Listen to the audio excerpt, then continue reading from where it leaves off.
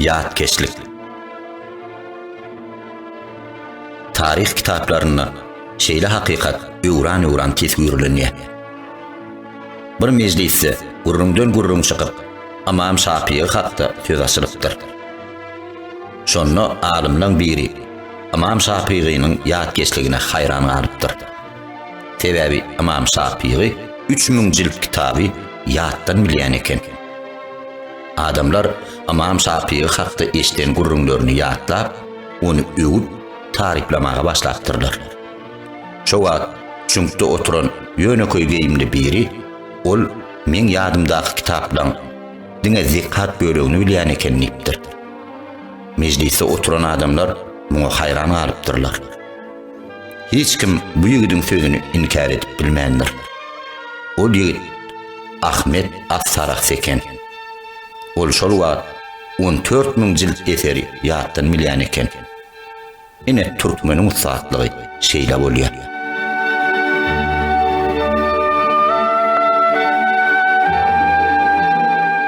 Kuştuň gözelligi. As-Sulynyň dörejiligi işi Halif Ar-Razi'niň döwründe hasra başlanýar. Tarihçi Mesudi gazakly bir maglumat berýär. Günlerde bir gün Halif Ar-Razi awaş kara çykanyna bir guldarlygyň üstünden marýar.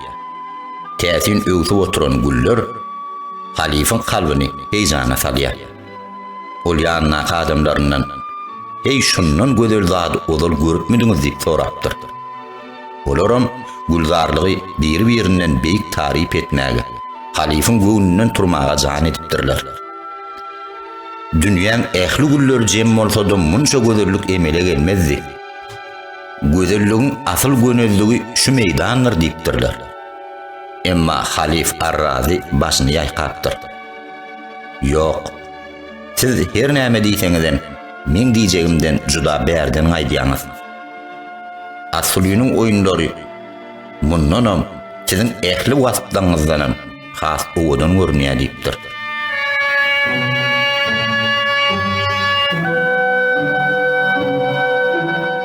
Farabi'niň gudratly sazy. Ibn Haldun'yň tanımalan wepaty hem döwürdeşliň söhbetli eserine ýatlamagyna görä, Farabi öz döwrüniň hökümdarlarynyň biri Seyfeddowlanyň huzuruna barýar. Bir näçe wakalardan hem geň almalardan soňra Al-Faraba göwni eten Seyfeddowla sarpaly mihmanyndan göwün küýsegini soraýar. Farabi aýdym sada sultanlygyny aýdan soň Seyfeddowla özüniň iň ussat sadanlaryny çagyrypdyr. Ýöne olaň haýsy biri sada başladygy Farabi onuň noksanlygyny aýdyp oturmuşyn. Seyfeddowla muňa geň alyp "Halipamyz, sen mundan baş çykarýamyň?" diýip soraýar. Farabi "Howa" diýip baş atan soň ýanyndaky goş torbasyndan saz guralyny çykaryp saz çalyp başlaýar bolýan. Oturan märekeň ählisi aglaşyp ýeňreşip göz ýaş döküp oturmuşyn. Soň saz guralyny täzeden düzüp başga bir saz çalyp durýan. Ýanky aglaşyp oturanlar gülüşüp şadýan bolşup oturýarlar diýe. Farabi sazyny 3-nji ýoly düzüp täze bir mukamy çalanyna ol ýerde oturanyň ählisi çoňur uka batyp galypdyr. Farabiň özü bolsa olaň hiç birini oýatman daşar çykypdyr. Rowaýete meňzeş bu ýagdaý Farabiň döwürdeşleri hem ondan soňky alimler tarapyndan köp sanly eserlere girdilipdir.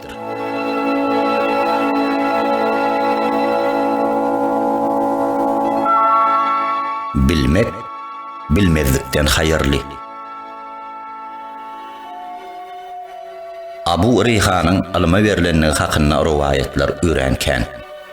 Bir gezek ol agyr ýaragsyz ýatyrka dostlarynyň biri halyny soramaga gelipdir.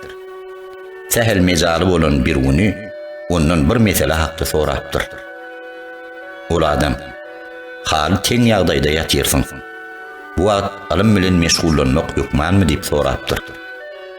Bir güni oňa "Men bu dünýäden şunu bilmän gidenimden bilip gidenim hayrly näme diýip sorapdyr. Soňra ikisi bu meseleň üstünde dürlüp pikir alyşypdyrlar. Ahir biruni kanagatlanarly jogap tapypdyr. Ol adam çykyp gaýdýar. Hem ýolga gelýärkäde biruniň dünýäden öten no hakda habary eşitip galýar.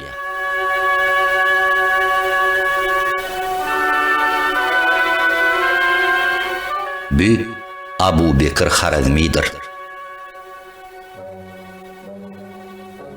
Abu Bekir Harazmi şagyr düzmekligiň ustady bolupdyr. Ol bir gezek şol döwrüň Abraýly weziri, ustad hem dilewar şahyr Sahib ibn Abbadyň huzuryna goşa okumaga barypdyr. Abu Bekir dergöze satçysyna barda weziri aýt, goşa okumaga geldim diýipdir. Derwadawan bu habary Sahib ibn Abbada ma'lum etipdir. Sahib oňa barda şo gapyda durany aýt, men ýanyma her durly şahyr gelip gitdi. Ýöne indi men Arap şahyrlaryndan 20.000 bent goşgyny ýatdan bilmeýän adamy kabul edemok diýipdir. Derwadawan bu sözleri Abu Bekir'e ýetiripdir. Abu Bekir Harazmi derwadawana barda wezirinden sonra şol 20.000 bent goşgyny Arabyň erkek şahyrynyň gerekmi ýa-da aýal şahyrynyň diýipdir. Derwadawan ýene sahybyň ýanyna ýumlupdyr. Sahib bu sözleri dinläninden kapyň agzynda duran Abu Bekir Harazmi bolmaly. Goýberiň onu bärik diýip oňa ruhsat beripdir.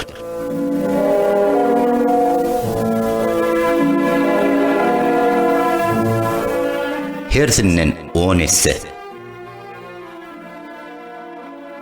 Ustad katip Wezir Reşideddin üren dilewar hem şerebeli sözleri bilen töhbetdeşini dymmaga mejbur edýän ekeni. Bir gezek Harizm şah ýanynyň wezir wekilleri nökerleri bilen çarbagda gezip etip ýörkä bir zada göwüni göterilipdir. Oňa ýüzlenip şu wagt bennesiniň berip bilýän zatlaryndan göwüniň halanyny isle. Sen näme isleseň menem şoň 10 istesini islejek diýipdir. Reşideddin şany beýik şahym, derece mertebeňiz menkiden 1000 mertebe ýokary bolsa-da men isteýän zadymy islemäge gaýratyňyz çatmaz diýipdir. Hükümdar şu gedege seni tutsam gerek diýip içinden pikir urupdurdy. Meýliň bolan zady, isleýän zadyny derhal gaşyňda häzir ederim. Sonra ber diýipdir. Reşideddin hükümdara ýüzlenip şu wagt mene ýagrynyma 100 gamşy urulmagyny isleýän. Senem şoň 10 essetini alaýonda diýip jogap beripdir. Harizm şah bu istege näme diýjegini bilmändir. Hemde bu gezegem Reşideddin'den asgyn gelendigini boyuna alypdyr.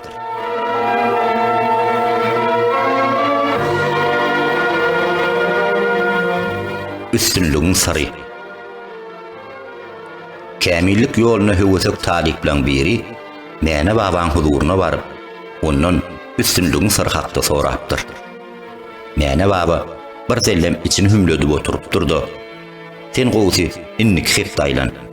Oňa çendi üstünlüge eltýän iň ygtybarly ýoluň nämedigini anyk bilip goýaryn diýipdir. Aýdylan hepdesi ýaş ýigit piriň öýüne gelipdir. Emma mene babany tapmandyr. Ol asalym mundan plan tarapa rowana boldy. Siz bugün giýjak aldyňyz. Innik hepde ýerrekden aýlanyp görüň. O wagta çenli ustadymyz ýyzyna dolanır diýip piriň şägirtleriniň biri dillenipdir. Üstünlüğün ygtybarly ýoluny bilmek öwesi ýaş ýigidi erkine goýmandyr. Garaşmak her näçe kyn bolsa-da sabır takat edip ýene bir hepdesini geçiripdir. Bu gezegem giýjak alaýmaýyn diýip daň tilki guýruk bolandan soňra ýola düşüpdir. Piriň howlusyna her şägirtden biri muny garşylapdyr. Siz bugün gaty ýerläpsiňiz. Ýöne barbyr pire ulaşmak meýesser etmese gerek. Ol şu täherden başlap 40 günlük çillesine oturdy. Şol möhlekden soňra aýlanaýyn. Belki hajatyňyz hasyl bolar diýipdir. Ýaş ýigdiň bu sözleri damary ýyrtylypdyr. Siňrigini ýygyrypdyr. Emma aharyny ýudup saklanypdyr. Horosanyň ady-wazy pirinden bilmek istedim. Bary ýok kelam agyz söz. Bilýän adam üstünlüğün sırrını bir demde de aýdyp biler. Emma munşa wagt ýyza çekdirmek haýyr nämedeki diýip içini gepletipdir. Her zatda haýyr bar. Munşa bolanyna görä ýene bir pille sabr edeýin. Pirin keramatly agdyndan eşitmek ak patalan ýaly bolar diýip ýaş ýigit mejbur ýyzyna dolanypdyr. Arasynda mahal bu pikirinden, maksat matlabyndan däneýinim diýipdir. Emma bir başlan işini orta ýolda bet etmek islemeýän soň 40 günden soňra gaýtadan mäne babaň huzuryna dolanypdyr. Peşeneli pir bu ýigidi güler ýüz bilen garşylapdyr. Oğlum, üstünlüge eltiýän in ygtybarly ýoluň nämedigini özüň bilýärkäň özgelerden soramak zerur däldir. Sen şunça wagtla bir pikirin, bir hyýalyň ýygyna göwnüňi bölmän algadyň, ihlas etdiň, garaşdyň. Üstünlügiň sırrynyň nämelerden ibaratdygyna jogap agtardyň. Ahyram maksadyňa ýetdiň.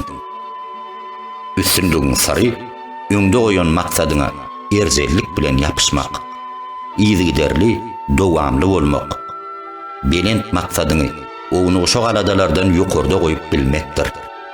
Egerde öňünde maksat goýup bizi görmek üçin eden ihlasın mukdaryny şol orada der dökseň, hökman maksadyna ýetersiň.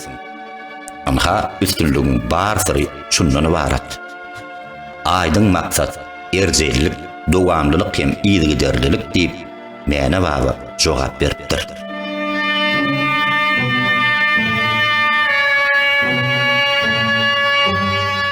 Ýagşylygyň açary. Mahmud Gaznali özüniň eý görýän akylly wezirleriniň birini ýanyna çagyryp, "Göwnüm joşup duran mahaly, haýyşyň, hajatyň bar bolsa, sora" diýipdir. "Sultanım, sen husyýetdiňden howatir, baýlygyndan tama edemok.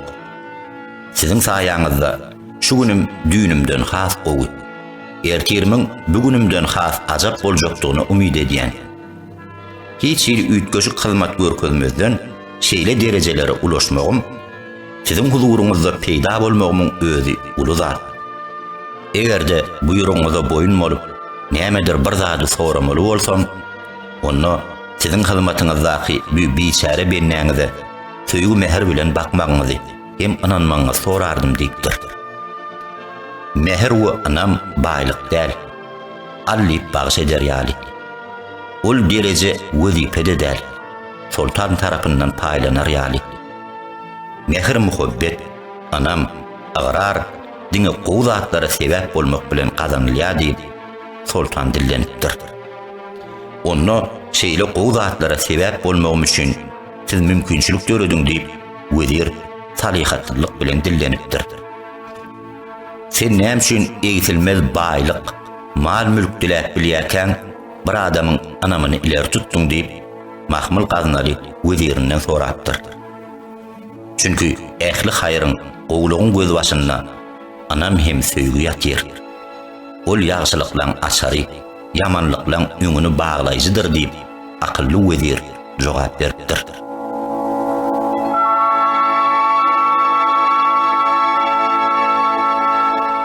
Suwuny içýänçe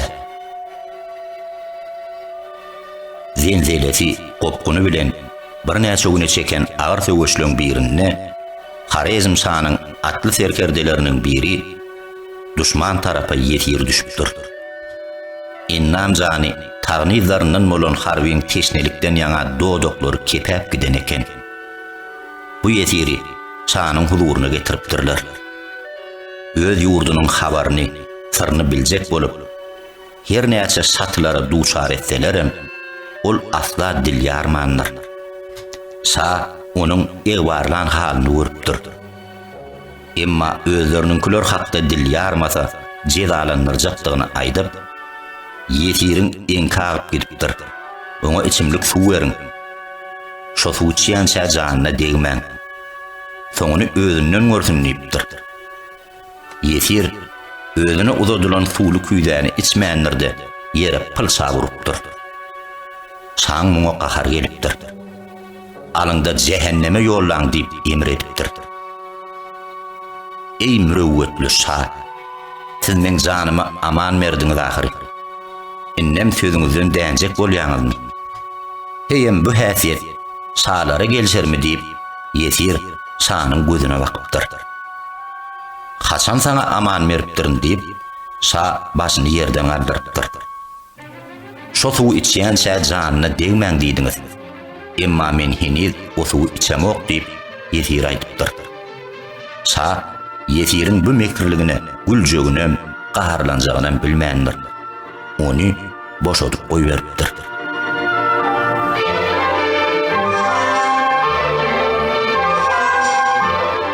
Şagardan täsirli jümleler. Sultan Sanjaryň köşkü edebiýat meýdanynyň ägirtleri bilen hemişe dolup daşar ekeni. Alys ülkelerdenem oň şanyna goşa okumak üçin huzuruna geler ekenler. Şeýle günleň birinde çetki obalardan bir ýaşuly adam sultanyň mihmany bolupdyr. Köşküň içi tanymal söz ustatlaryndan ýaňa hıngmerýän eken.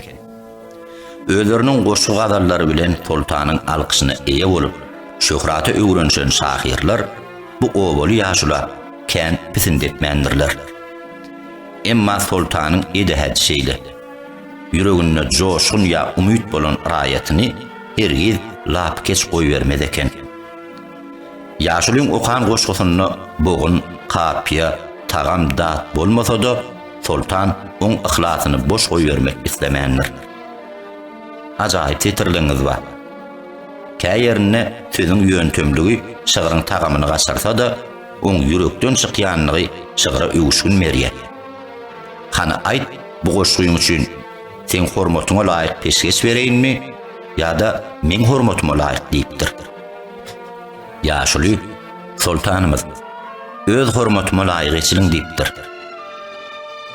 Sultan muny destine ýerine ýetirmeklerini buýrupdyr. Ejaza berilen wagty näme üçin men hormatyma laýyk dilemedin? Has köpüsini gazanyp bilerdiň diýip sultan owaly ýaşula bakypdyr. Sultanymyz, siziň hormatyňyza laýygam dilep bilerdim. Ýöne oňa barabar zadyň dünýäde ýokdugyny aklym çatan soň özüme laýygyny diledim. Dünýäň barça mal mülki genji käni jem bolanyda siziň hormatyňyzyň ýanyna peşeçede bolmazdy diýip ýaşul jogap beripdir. Bu sözler sultanyň hoşuna gelipdir. Ýerine jaýdar aýdylan owadan söz müňlerçe şagardan täsirli ýanglanýar diýip sultan oň engamy ýene-de artdyrmaklaryny buýrupdyr.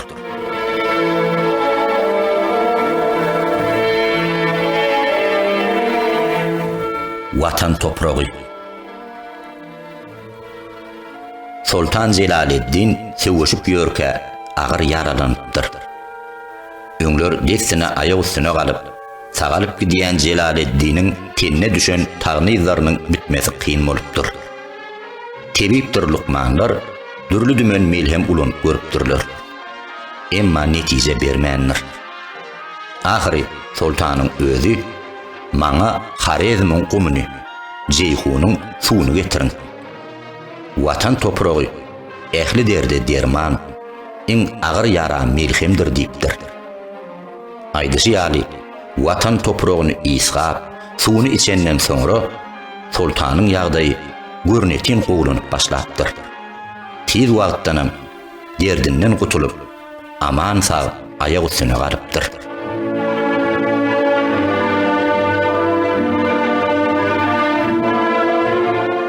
Ey görülýän edep. Abdullah ibn Mübarek Hazretleri köpçülük bolup namaz okandan soňra desine kitap defterlerine meşgul bolýan eken.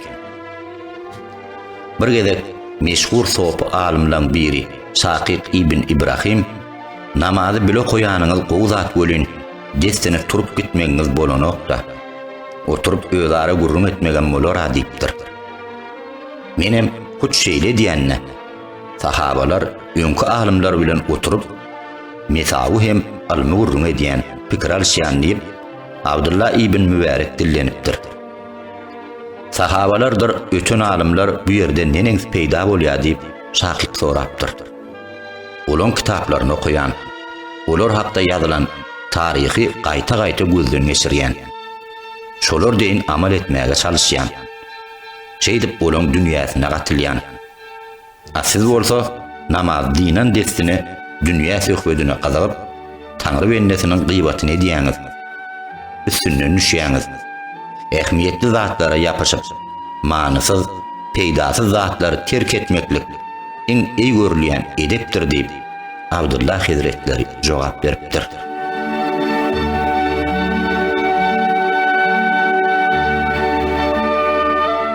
Köngüllüň sultany. Möminliň emiri Halif Harun ar-Reşid Rakka şäherine eken. Bir gezek Abdullah ibn Mübarek'in ýolum şol şäherden düşüpdir. Agyr mehelle Usat alymyň degre daşyny gurşapdyr.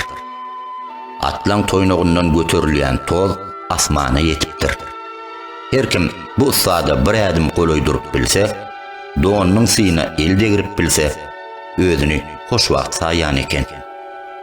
Daşarda bolyan bu vakani, köşkün hücretinden sinlap duran möminliň emirinin ejesi, yanına hizmetkarlarının bu adamın kimdigini sorapdyr. Ol, Khorasandan, Merv'den gelen Usat alim, adama mahsus ehli kamil häsiýetleri özüne jemlän akyllar Abdullah ibn Mübarek diýip jogap beripdir. Ine hakyky hükümdar şeýle bolmaly. Yarag bilen ýurtlary dälde, paýhas bilen ýürekleri eýelip bilýän adam hakyky sultandyr diýip halifin ejesi dillenipdir.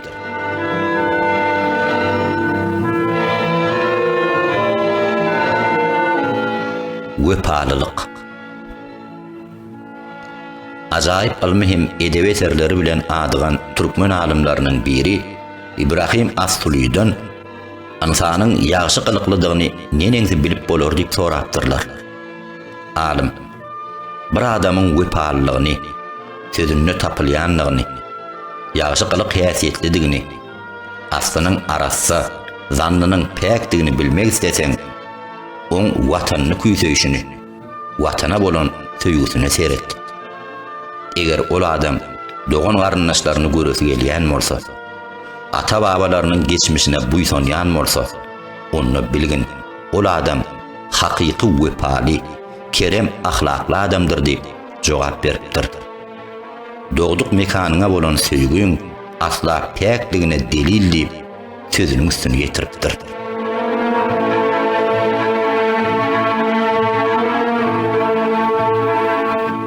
Aýbyň söhbeti. Alim dünýäsiniň meşhur gerçegi, akyllar, köp gurlardan Usat alim Mahmud Zamakhşari öz eserlerini şeýle wakany ýazýar. Ençeme diyarlary, menzil mekanlary söktüm. Ahiri adamlaryň hiç bir aýp tapmaýan bir obasynyň bardygyny bildim. Ol obaň oňşy golamlar, alys ýakynlar bilen gatnaşygan juda gowy eken. Ahiri men şol oba göçüp bardım. Olaň ýaşy edeplerinden görüldüm. Bir müddet aradan geçenden soňra bu obada da ol bulowan aýby hakda gurrunlar örňäp urady. Bular biriniň aýby hakda dilaşdymy? Beýle kowalarda da bu obaň aýby noksanlyk hakdaky gurrunlar ýel alyp urady. Ýene bir näçe wagtdan soňra bu obada özgän aýby hakda gurrunlar asla edilmedi. Täsin ýeri beýleki obalarym bu obada aýp bardyr etmediler. Men şonu şeýle bir netije geldim. Kamil adam ýok. Emma özgän aýbyny dil uzatmasaň, hiç kimiň sen aýbyň bilen işi ýok eken.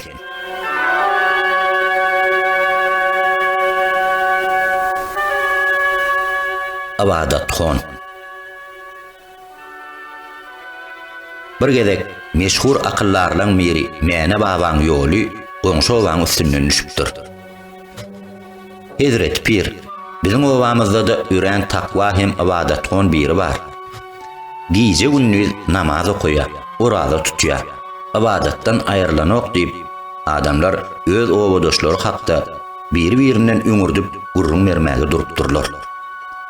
Taňryň ibadatyna ihlasly bennesini görmek istegi Mäne babany oň bosagasyndan eltipdir. Tügelemi ibadaty bir kemsiz ýerine ýetirýänini aýtdylar. Ýöne meni bir sowal gyzyklandyrýar. Giýje gündüz taga ibadata meşgul bolup otursaň, sen näde beklenýän? Günnelik arsgyny, azyk owkatyny nireden gazanýan diýipdir. Men bir söwdegar agam bar, tüccar bay. Meni şol ekleýär. Tügelemi zorul, zada zar edenok. Men bolsa diňe ibadata meşgul, başga iş edemok diýipdir. Mäne baba oňa, "Agaň senden has ibadat gon eken. Uzak gün egilip galmak ýa-da ýyl boýu agyz beklemek, Taňra kullugyň 100den birine barabar. Halal gazanç, maşgal eklemek bolsa, ibadatyň galla ýarpysyna deňdir. Saňa da maslahat, kär hünäri öwren, ibadaty zähmet bilen utgaşdyr" diýipdir.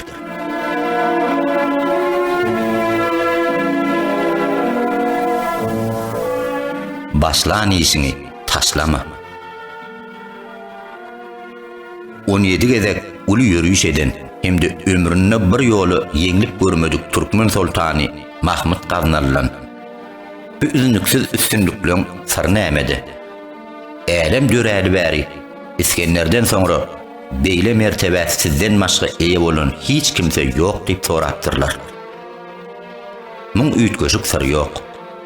Öňümde aýdyň maksat goýanymdan soňra men hemişe iki zada puto eýerýän. Birincisi, hiç haçan biderek işleri etmeýän, başlan işimi taşlamayan. Bir başladymmy, soňuna şeňli ýerine ýetirýän. İkincisi, ähli ýerde, ähli halatda aýdýan sözüm bilen edýän amalymyň deň çykmak üçin ihlas edýän. Erjellik, tuton ýerlilik, dogruçylyk üstünlüğün kepildir. Şulara iýdiderli eýeren istenlik adam üstünlükden binesip galmaz diýip Sultan Mahmud jogap beripdir.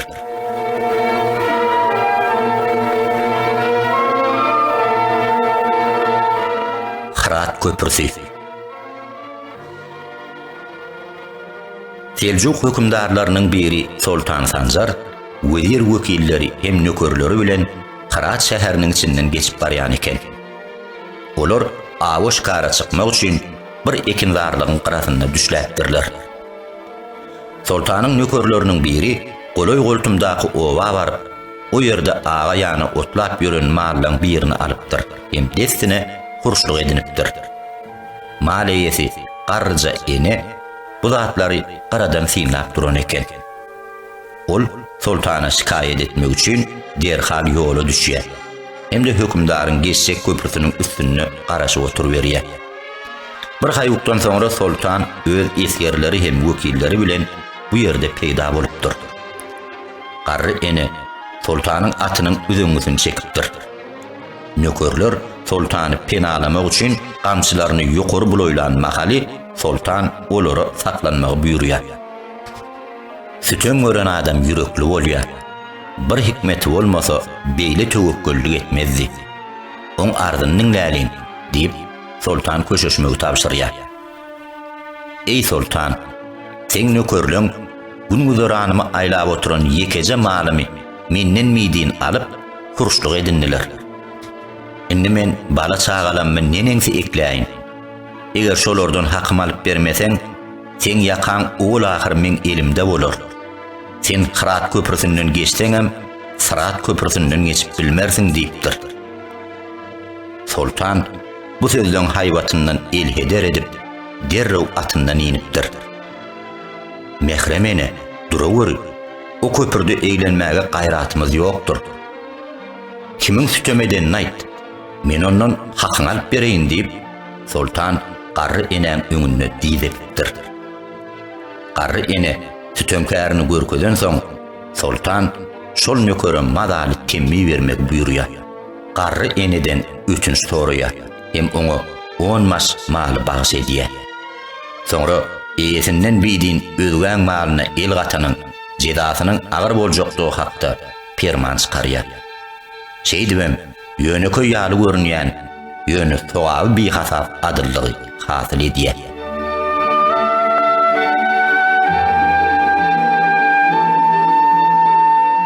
Sözüň täsiri.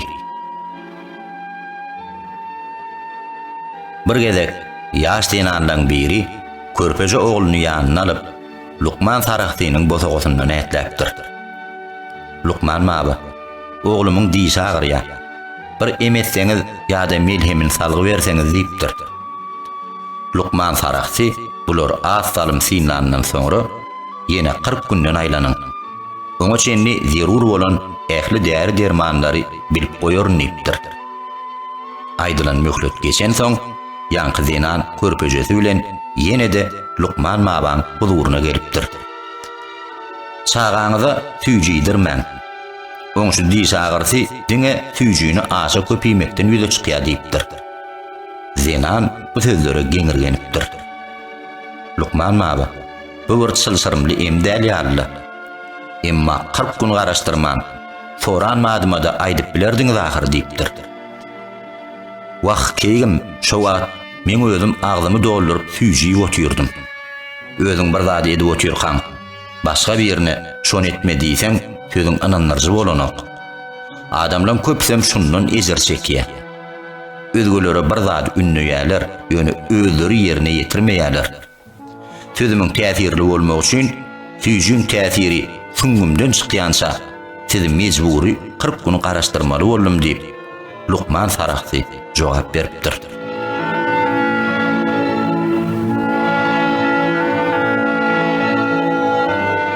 Tövella.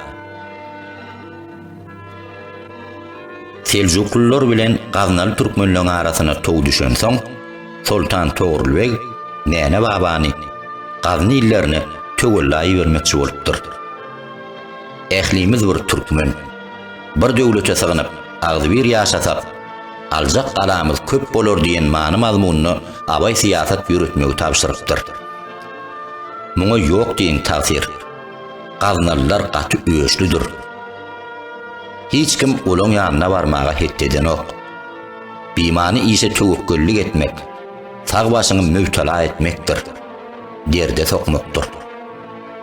Ol ýere gitmeseňiz gowy bolardy diýip, şägirtleri ýerli ýerden dillenip piri bu sapardan alyp galmakçy bolupdyrlar. Bu düýbünden beýle dällip pir ardynjyrapdyr. Odaly bilen ähli zat Allah'ın eline.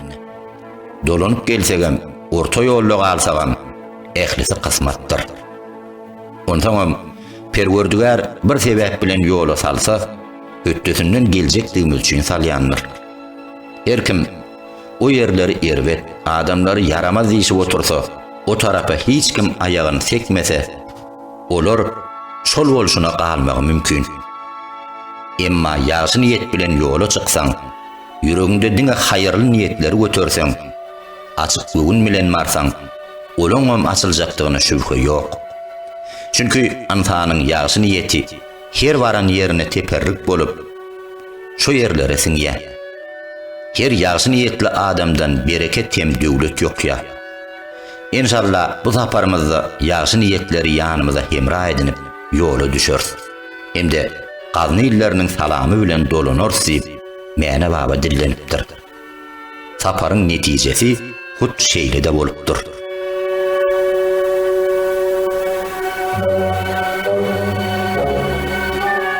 Näbelli esker. Sultan Mahmud gurgun sebitlerindäki bir galaň taşyny gabapdyr. Uzakdan selenläp görünýän gala aýtymynda ýaly görünse-de, oňa ýetýänçäň ýoly kötül dağ geçitlerinden hem aşmar eken. Sultan eskerlerini sevüşe hem ýeňse uruklandyryp, galaň alkymyna barypdyr. Gabapdyr. Gala girýän arıqtır ýaplarym petiklän soň o ýerdäkileň öz boyun eger diýip epesligini garaşypdyr. Emma galadan tabinli habar gelmän soň onu zabit etmekden başga çykalga görmändir. Eniz giden ýerinden uğru gelmedik sultan Söwüşe girmäge buyruk beripdir. Ýöne galany bir wada almak başartmandyr. Gaýtugul gaty güýçli bolupdyr. Galadakylar ok hem otly peýkamlar bilen galan düýbüne aralaşmaga may bermeýän ekenler. Şeýdip 2-3 güne çeken finansyk netije bermändir. Enseme günläp usurgadan Söwüşden soňra sultan Söwüş tilsimini mejburi üýtgetmeli bolupdyr. Ýöne neňti çemeleşdigini bilmändir. Ertesi aladaňdan hüjüme geçmegi müwessa bilip, eskerlerine Söwüş taýýarlygyna bolmagy tapşyrypdyr. Gaýta finansyk edilipdir. Emma gorunçy bügüsmek başartmandyr. Her zatda çykalga bardygyna berk ynanýan sultan indi nähil daratam kam diýip durka öz eskerlerinden birinin galan goşuk ýerini tapyp şol ýerden içeri sümlendigini görüpdir. Oň ýyzy bilen beýleki eskerlerim galan içine aralaşypdyr. Şeýdip galan aqbali sultanyň ygtyýaryna geçipdir. Söwüş kiparlan soň sultan eskerlerini nizama düzüp galadan sümlüp geçen şol eskerin kimdigini sorapdyr. Oňa bu başaryny üçin bir meşhur halat engam yapjakdygyny aýdypdyr. Emma hiç kimden ses seda çykmandyr. Sultan bu sözlerini öwran gaýtalapdyr. Netije bolmandyr. Ahir sultan şol adamy tapmagy hem huduryna getirmeklerini serkerdelerine buyurupdyr. Az salymdan soňra bir adam sultanyň eskerleriniň ýanyna gelip sultana ýetirmeli bir sözüm bar. Idin mersin diýipdir. Sultanyň huduryna baranyna ýanky adam: "Men şo galadan tümlüp geçen ýigidiň dosty. Men oň kimdigini aýdyp biljek. Ýöne men bir şertim bar" diýipdir. Sultan muňa begenip destine razylaşypdyr. İlki bilen oň adyny belläp almaň. Ikinciden oňa hiç zat içilmän. Üçüncüden oň nirelligini, haýsy iýlendigini soramaň diýip ýanky ýigit ähtarypdyr. Söz berýän diýip sultan begençli seslenipdir. Şol ýigit men. Ýigitden eşden bu sözü sultany aljaratypdyr.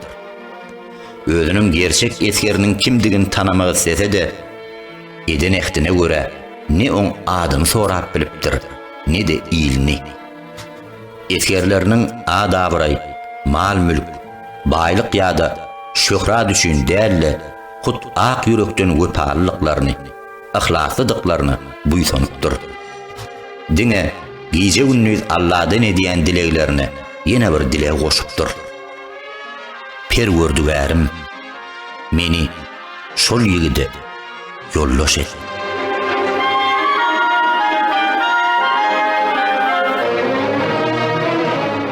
Muň üçin yaradylmanyň. Bir gezek Horasanyň meşhur pirleriniň biri Abrahim ibn Ethem heniz gerwüşlük ýoluna düşmänke, ýagny oň kakasy Balxda tag üstünde oturup aklimlan halyny, habaryny, akbalyny soraýaka ýaqyn adamlaryny alyp awoş kara çykypdyr. Awu taýlaryny öňden goýberip barha jeňgeliň jümmüşini aralaşypdyrlar. Şol ýerde ullokan towşana oň göz düşüpdir. Hayal ýagallyga ýol bermän okuny ýaýa salyp kirşini dartyryp durwelin goloýdan biriniň pışardysy iştilipdir. Ey Abrahim, sen muň üçin yaradylmanyň. Sana bu zatlar buyurulmanyny. Abrahim Ethem sakga durup daş töweregine garanjaklapdyr. Emma şeýle söz aýdyp biljek sanly jemenine gözü düşmändir. Iblis meni awumdan oýjak bolýar diýenip ýene ýanky towşany gowlap başlapdyr. Haşardy ikinji ýoly ýöne öňküden batdyrak gaýtalandyr. Ey Ibrahim, sen muň üçin yaradylmanyň. Sana bu zatlar buyurulmanny. Bu mahal golay goltumda şeýle öwüt berjek kim bolup bilerkä diýip Ibrahim etkem töweregine göz gezdiripdir. Emma hiç ara gözü düşmän soň ýoluny dowam edipdir. Her kowulayan towşanyň söwüne minipdir. Dartylan kirşi goý berämeli pursady ýanky pişirdi, aýdyň sesi öwürlüpdir. Aho Ibrahim, düşünmediňmi? Sen muň üçin yaradylmanyň, sana bu zatlar buyurulmanny. Ibrahim etkem atynyň jylygyny çekipdir. Okly ýaýyny ýer oklapdyrdy. Inni düşündim. Her kim näme üçin yaradylan bolsa, oň şo ýolda ahlat etmegi gerek. Allahyň meren aklyny, ukyp zehinini gaýryzada sarp etmek, nygmaty arya etmek. Bu maňa gaýypdan gelen ýatladyjy ses bolmalydyr. Şondan soňra Ibrahim etkem awşkar höwesini, gaýry lezzetleri bir ýana goýup, diňe alym hem hakykat ýoluna düşüpdir. Döwrüniň iň keramatly adamlarynyň birine öwrülüpdir. Ol Hiran Hasan özüniň hak ýola düşmegine sebäp bolan şol sesi öz şägirtlerine de ünleýän eken. Durmuşda her adamyň bitirmeli öz wezipesi bar. Näme üçin yaradylanyňyza akyl ýetiriň hem özüňizi şo ýola bagyş ediň.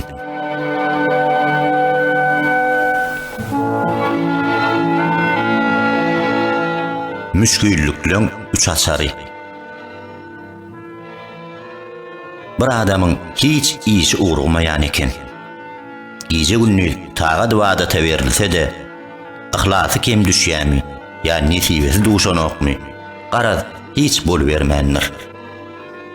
Ahir ol döwrüniň meşhur alimlarynyň biri, dil dogaly ulama Muhammed al-Abiverdi'niň ýanyna baryp, başyna alyp duran bu müşküllüklerden halas bolmagyň alasyny sorapdyr. Alim ondan iň soňky gezek haçan sadaka berenligini sorapdyr. Özümiz ordan ekleýän. Gün güzeranym ýaby gorly. Elimiň uzadan ýerime ýetmegi beýlede dursun. Hatda bir lukmany agzyma da ýetirip bilemok. Bu ýagdaýda nädip sadaka bereýin? Käşke wöşeň pulum bolsa, onu başga gurrun diýip ýere bakypdyr. Yer bolýa. Onu iň soňky gezek haçan ýagşylyk etdiň diýip alim ýene sorag bilen ýüzlenipdir. Öz ýerdime mübtela bolup ýörüşimi, özgölere ýagşylyk etmek pikiri asla kelläme de gelmändir diýip ýigit göwnli-göwnsiz dillenipdir. Yer bolýa, mundan geçeli. Onu iň soňky gezek haçan kitap okudyň diýip alim sorapdyr. Kitaby soňky gezek ilmi alanyma ýyl ýarym wagt bolandyr diýipdir. Ýigit bu gezek kanagatlanarly jogap berendigini ekezlenipdir. Bay bo, hey beýle de bir zat bolarmy?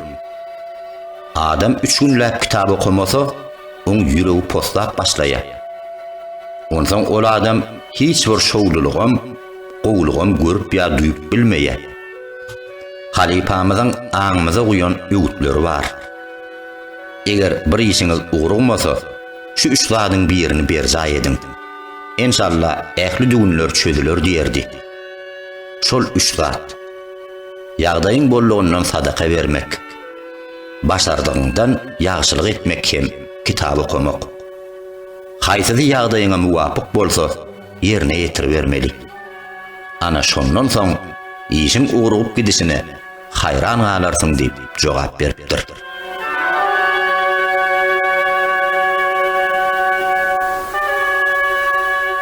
Amanada wepalylyk. Abdullah ibn Mübarek Hazretleri ilim öwrenmek üçin sapar syýahada köp çykypdyr. Ýurt goramak üçin söwüş jeňe kän gatnaşypdyr. Ol halalhon adam hükmünde meşhurdur. Bir gün ol bir meseleň çözgüdüniň üstünde kän oýlanyp, key ahir alajyn tapman soň ýol şaýyn tutup şol gurdan döwrüniň sowgatly ustad alimlarynyň biriniň ýanyna tarap Şam ýyllarına ýoly rowana bolupdyr. Bir näçe aýlardan soňra şol alymyň huzuryna peýda bolupdyr. Söhbet mazaly gyzypdyr. Türli meselelere deyip geçipdirler. Gurrunun arasynda Abdullah ibn Mübarek ustad alimdan asalymlyk galamyny bermegini soran eken. Sebebi öz galamy gutorup durdy, bazara gidip gelýänçäler epesli wagt gerek bolupdyr. Bu täsirli jümlelerden, ähmiýetli maglumatlardan bolsa asla aýrylar ýaly eken.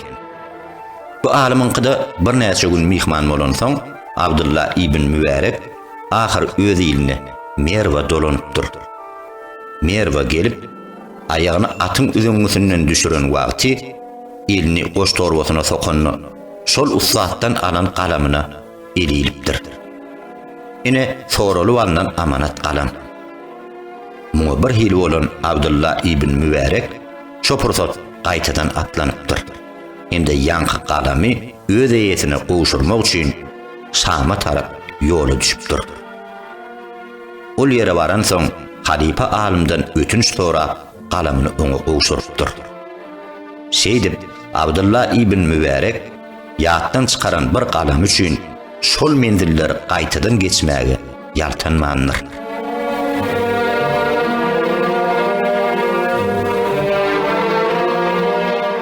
Garnaşlyk gatnaşygy.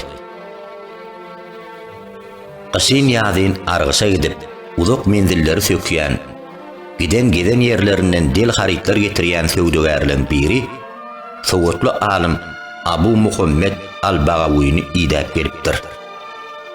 Ustad alim Arsganyň 19 bölegi halal söwdady diýilýär. Nira barsaň gelsem halal söwda etdim. Öz wagtymyny ileri tutup kimdir birini çürkömek meýli asla döremedi. Gece gündüz yortup ýa-dawlygy ýa-da salman elimde bar nessemem. Harit barını getirip horjun dirhem dinarlar toplasamam muň hiç bir berekeden duýamakly. Her gezekki argyşdan ummasyz girdeji galýan ýaly bolan gelen puluň näme diýänini akyl ýetirip bilemek. Şeýle algaýşymy edenegim yerden galaýjak ýaly bolan hiç bir täsiri bildirenok. Sebebi näme bolup biler diýipdir. Arsgalyň 19 böleginiň söwdada jemlenýänligi ras aýdylan söz. Emma bereket diýip ýene bir zat bar. Gepiň hörpünden aňlaýyşyma görä, sen söwda öte gyzygypsyň. Bereketi üçin edýän zatlaň iň esaslarynyň birini bolyn, unudan meňzeýän diýip alim dillenipdir. Bu jogapdan kanagatlanmadyk söwdegär mene bereketiň halallykdan başga syr bardyr öýdemek. Onuň mümkin gadar ýerine ýetirýän. Bilmän goýberen säwligim bolmasa, bilgeçliğin ters ýoly ýüzüron nälerini nipdir. Hakaýdýan, köp säwlikler bilmezlikden dörýär. Emma nämedir bir zady bilmeýändigiň seni oň jogapkärçiliginden boşadanok diýip alim ardynjyrapdyr. Sen söwda berilipsiň, halal pişe başurypsyň. Emma garynnaşlaň bilen gatnaşmagy unutupsyň. Islenlik zady, iň bereketli zady öwrüýän sebäp garynnaşlyk gatnaşygy. Her gezek gelip gidende ýakynlan halyndan habar alyp salama baryp dursaň, elinden gelen ýagşylyk edip bilseň, bereketiň bahar ýagmyry ýaly uýulup başlajagyna şübhe bolmaz diýip ustad alim jogap beripdir. Aýtmaklaryna görä, garynnaşlary bilen gatnaşmaýan adamyň özüne-de, öýüne-de, tapdym diýen arsgal döwletine-de bereket bolmaýamyşyn.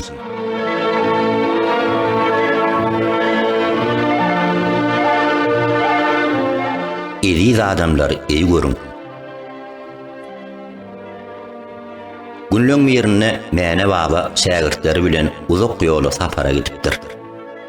Alymyň ýanynda ýol urunyň söhbedem ýa alym ýa-da öwüt ünne bolýar. Şeýle gurrunlaryň birinde mäne baba başardygyňyzdan halaýan adamyňyza ýamanlyk etmäň. özüňize eriz adamlar eý görüň diýipdir.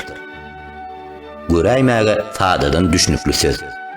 Emma bu öwüt şägirtleň arasynda geň alçylyk döredipdir. Tasir, yamanlyk halamayan adamga edilýär. Halayan adamsyna kim yamanlyk edip biler diýip, olar yerli yerden sorak waryny ýagdyrypdyrlar. Her kime iň eriz adam ilki bilen oň özü. Boyun alsalmasa, her kim ilki bilen özüni eý görýär. Şoň üçin ýazgyda uçuradiýan yaramaz işlere müptela bolmak, özüňize yamanlyk etmekdir diýip, Mäne baba bu hikmetli sözleriniň manysyny açyklapdyr.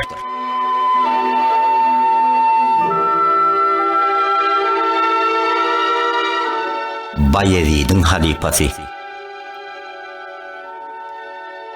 Her gezek Bayezid Bistamydan ömrüňde sana iň ýeti täsir eden adam kim diýip soranlaryny ol şu wakany uly söýünç bilen görüňler eken. Waka şeýle bolupdyr. Bayezid Bistami Hazretleri Tehralyň garasy bilen gidip barýaka, öňünde özünden ýaşuly bir adama galat gelipdir. Ýaşuly bir daňy oduny arkasyna atjak bolup duran ekeni.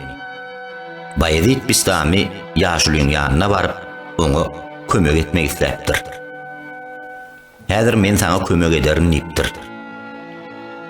Bayezid Bistami keramatly adam.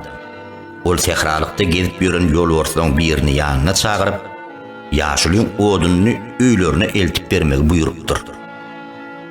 Ýolbars boyun alçylyk bilen taqdim edip duran eken.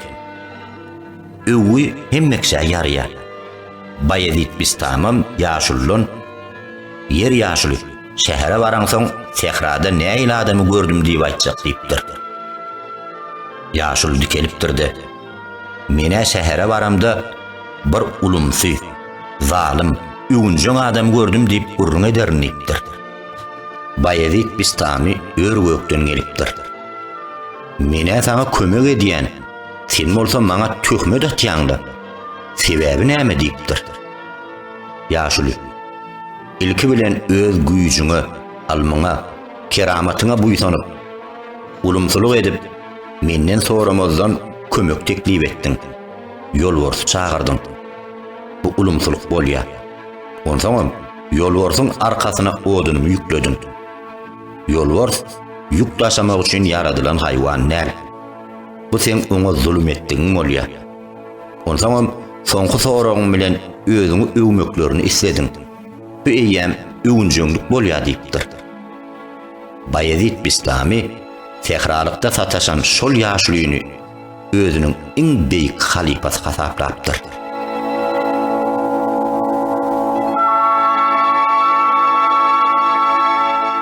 Sehetli günüň salgysy.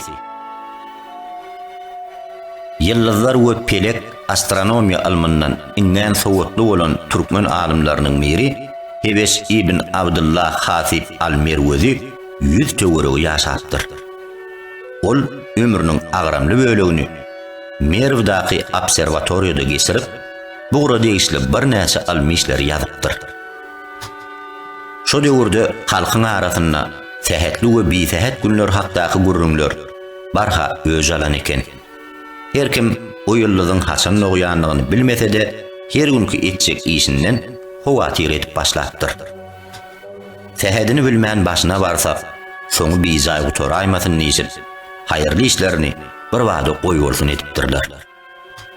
Ahiri şuğurdan sowatly alimden sorap görmegi müwessa bilip, Hebeş Hasibiň ýanyna barypdyrlar. Bize sehetli günüň taqiq salgysy gerek. İşlemimiz barha urup gider ýaly dogry wagt maslahat beriň diýip, bu ýerdäki jemenine haýyş edipdir. Onda hergiz ýadyňyzdan çykmaz ýaly bir ýere belläp alyň. Owuldan ahyra sehetli günler şeýle bölünýär. Siziň bagyt ýyldyzyňyzam şoňa görä dogur. Haýyr iş üçin her gün sehet, yaman iş üçin hiç günem sehet ýok diýip Hebeş Hasib olara jogap beripdir.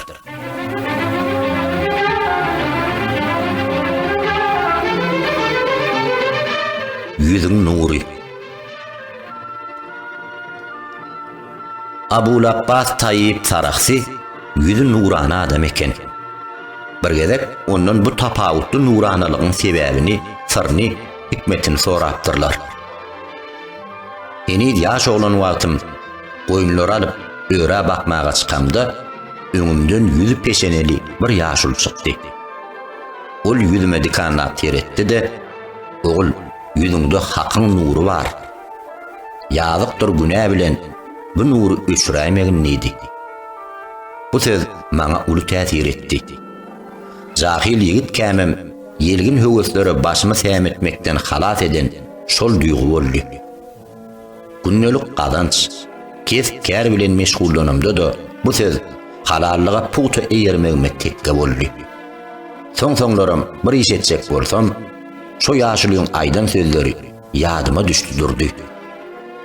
Her etjek işimi ölçürüp döküp, sallarlap görüp, soňra başyna barýan. Haýsydyr bir säwligiň ýa-da ýazygyň ýüzümdäki nury öçürmegini islemeýän.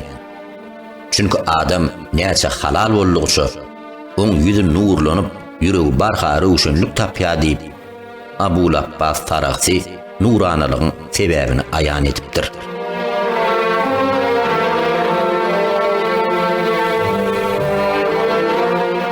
Alada Misr'ın Türkmen hükümdari Ahmet ibn Tulun ir bilen turup töwerege gezim ederken. Soňra mesjide baryp karlan o ýerde Qur'an okuýşyny dinlär eken. Bir gün ol ýoldaşlarynyň birini ýanyna çagyryp, "Şu dinarlary plan ýerdäki imama gowşur. Oy bu pullary alsyn, hem aladalaryny bitirsin" diýipdir. Ýoldaşy aýdysy ýaly edipdir. Gurrun arasynda imam täze perzende garaşýanlyklaryny, aýalynyň dogum wagtynyň golaýlanlygyny, ýöne Lukmana görkezeri harjynyň ýokdugy üçin gaty alady diýenligini ýaňzytypdyr. Ýoldaşy gelip Ibn Tuluna bu wakalary gurrun beripdir. Ýöne oň şeýledigini soramazdan nädip bildiňiz diýip ýoldaşy geňirgenipdir. Dün göremde ol Qur'an okanyna arasynda käbir sözleri ýalňyşyp aljyrap okudy. Öňler beýle däldi. Şondan sen tutup muň sernine başga bir aladan köwtarlaýanlygyny bildim. Sebäbi başyny alyp duran zerur alada işe ünsü çemeleşmekden saklaýar diýip Ahmet ibn Tulun jogap beripdir.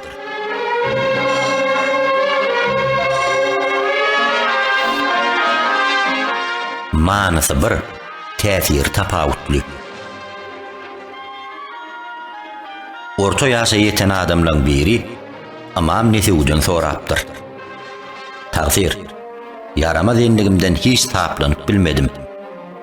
Yürekden ökünsemem, şolardan el çekip bilemok. Gaýta her gezek gaýdyp şu hereketi etmäýin diýen golün ilim aýagym şoňa dartylyp dur. Neňem abray bilen il hataryna goşulupym gelýär. Hey bir alajy barmydyr?" diýipdir. "Ajallanmaşga zadyň alajy bardyr ogul" diýip imam söze başlapdyr. "Ýöne aýt. Etmişine ökünüp towe edende şol işe gaýdyp olaýlaşmajakdygyň hakda özüňe söz berip gördüňmi?" diýip sorapdyr. Ýigit bu sowala "Wah, her gün ýüzlerçe gezek ähde diýen, ýöne birine de eýerip bilemok. Ya amalyma ihlassyz çemeleşýän, ya ähdiň wepasyna az düşünýän" diýip ýüzüni aşağı salypdyr. "Yer onsoň öz ýanyňdan nähili and edýän" diýip imam mesele has içgin girişip başlapdyr. Mysal üçin, "Gel adamlaryň göwnüne degmäýin. Abraýyny dil, imlägini el uzatmaýyn" diýen. Emma köp wagt geçmänkä kellem ýene ýanky pikirlerden doly. Başga zat küýme gelenok, gaýry zat gözüme görünenok diýip ýigit öz bolşundan zeýrenipdir. Ine ilkinji säwligim şu ýerden başlanýar diýip imam oňa düşündiripdir. Ýigit bu sözlere geňirgenipdir. Soňra çenli takat edip oturup bilmändir. Heyem yürekden edilýän ökünçde de noksanlyk bolarmy? Niyetini ýaşa döwmek amallaň iň gowsy dälmi näme diýenne amam oňa. Hak aýdýan ogul, häsiýetini düzeltmäge ymtylmak hakyň iň eý görýän zatlarynyň biridir. Emma hergedek öz ýanyňdan men gaýdyp yalan sözlemäýin diýseň, kelläňde, seriňde yalan söz hakdaky düşünje öwrüm eder durar. Ogurluk etmäýin diýseň, ilki bilen ýadyňa ogurluk düşer. Göwnüne degmäýin diýseň, pikirini ilki gurşaýan zat göwnüne degme bolar. Bu ýerde ahlasyň hem kemter däldir, ýeterlikdir. Emma söz bilen iş salşaňda serasat bol. Hergiz yaman yaramaz zatlary ýadyňa saljak sözler bilen ähtetmegin. Hiç wagt göwnüne degmäýin nime? Mülakatly bolaýynny. Hiç wagt ogurluk etmäýin nime?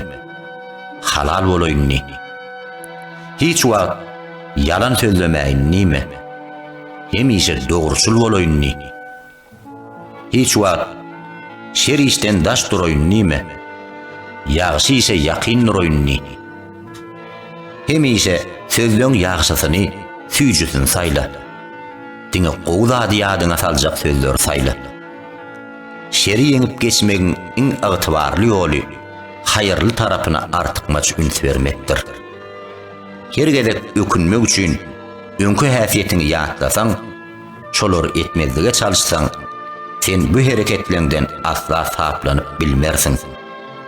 Emma geçen geçdi, o zatlar ogurran bolsun. Meninni her bir zadyň haýyrly tarapyna seretçe. Diňe ýaşy amallar etjek diýseň, inşallah ädim özgörer bararsyň. Şoň üçin ogul saňa pent bolsun. Şer işden daşlaşak bolma. Bu pikiri asla ýadyňa salma. Sen diňe ýaşy işleri öňküdenem has köp ýapyşjak bol. Bu sözüň ikisiniň hem manysy bir, emma täsiri, netijesi düýp götür tapawutlydyr diýip amam nesewi oňa özüňi nähili alyp barmalylygyny hemde sözüň edýän täsirini düşündiripdir.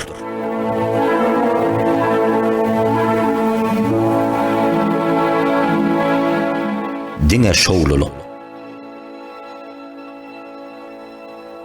Ansana ýagşy ýaman, ugursuzluk, şowluluk, şowsuzluk garym gatym edilip berilipdir. Gowsuny gowanyp, yaramazyna sabr etmeli. Ýagdaýyň bollugyndan ýagşylyk etmeli. Galan zat öz akymy bilen gider durar diýip märekede bir adam söz açypdyr. Emma ýaş ýigitleň biri bu söz bilen alalaşmandyr. Menne hiç haçan şowsuzluk bolanok. Siziň bu pikiriňiz maňa ha laýyk dällikdir. Sen nenen şowsuzlukdan amansyz bilýärmisin? Ya asmandan inen melekmiň, beýlek adamlardan saýlanar ýaly diýip ýanky gatyrganypdyr. Menem siz ýaly adam, emma menne hiç wagt şowsuzluk bolanok. Şeýle bir ýagdaýlar ýüze çykýar. Olar meni öňküdenem taplap, ýene üstünliklere ugrukdurýar. Şoň üçin men olaram şowluluk hasap edýänlikdir. Bu düşünjeleň haýsy bir ýerine tenmerjegini bilmän adamlaryň pikiri garjaşyp başlansoň, döwrüň sowatly adamlarynyň biri amam Suhrawerdiýiniň ýanyna maslahat sorap barypdyrlar. İki pikir var. Birinjisi, insan ömrüni şowluluk we şowsuzluk garym gatym ýüze çykýar. İkisem hökman duş gelýär diýär. İkincisi, hiç wagt şowsuzluk bolanok. Hemişe işim uğruna ýa-da işimi uğrup durýan sebäpler ýüze çykýar diýär. Bulan haýsysy hakykata has ýakyn diýip sorapdyrlar. Pir olary ikisem dogry diýip jogap beripdir. Onu edip ikisem dogry bolýaka. Şo bir zadyň iki sany hikaýaty, şo bir meselen iki jogaby bolmaýan ahyry diýip adamlar geň alypdyr. Durmuş meselesinde bulan ikisem dogry. Gaýta müň üstüne üçünji birine moşup bolar. Siz durmuş hakda nähili pikir etseňiz, ol size edil şoň ýaly sereder. Şowly şowsuzluk garym matym goýulypdyr. İkisinem göräýmelliseňiz, bu ikisi öňüňizden gezekleşip çykar durar. Men ömrüme uza boýuna şowsuzluk diýse, öňünden çykjak adam diňe şowsuzluk bolar. O adam duýup bilmez. Menne hiç wagt şowsuzluk bolanok. Diňe üstünlüklere ugrukdurýan ýagdaýlar ýüze çykýar diýse, ähli mesele hut şeýle de çözüler. Wakalar näme ýorsaňyz, durmuşy nähili görseňiz, olam size edil şol düşünje laýyk garar. Şoň üçin bu meselede haýsysy has yaramly hem ýakymly bolsa, şol jogabam saýlap alyp bilersiňiz diýip, pir olary durmuşyň bu hikmetini düşünüripdir.